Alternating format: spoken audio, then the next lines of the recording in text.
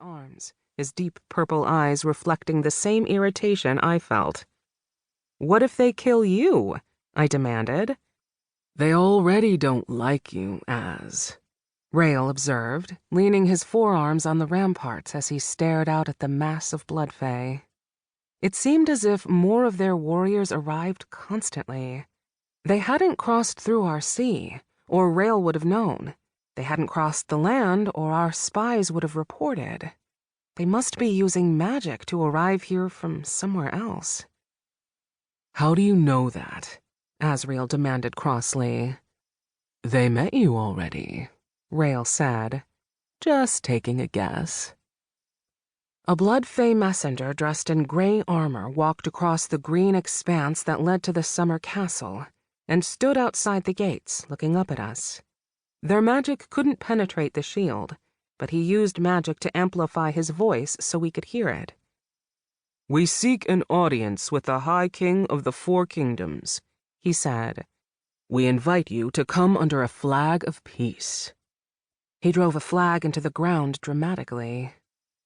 "They certainly seem to come in peace," Tyrion muttered, "with their entire army."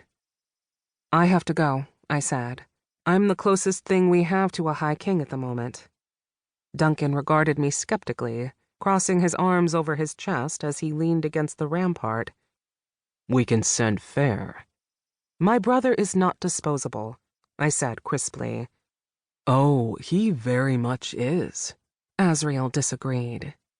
Duncan started to say something and I cut him off before these males could piss me off anymore. "And this is my kingdom. You wanted me to be the queen. Well, here I am."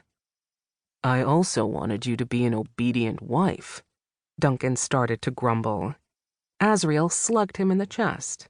Duncan's gaze remained fixed on me, ignoring his brother even though he exhaled slightly. Typical Fae males. Duncan was ridiculously possessive, and Azrael was ridiculously protective. I didn't need either of their antics. "I'd rather face the Blood Fae than deal with all of you," I snapped. "I'm going down there." It was my job, after all. I added more coolly, "Drop the shield just as I reach it, please. I don't want my castle to be any more vulnerable than it has to be." The city right outside the castle's gates was also blocked off by sealed walls and enchantments to guard the harbor. We had enough food to stand a siege for a few weeks, but I hoped that wouldn't be necessary. I hoped that if I gave them back Herrick's magic, they'd be satisfied. I didn't like relying on hopes quite so much.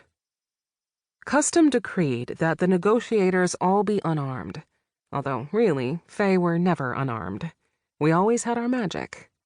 I stripped off my sword belt and handed it to Tyrion, who closed the clasp and looped it over his shoulder.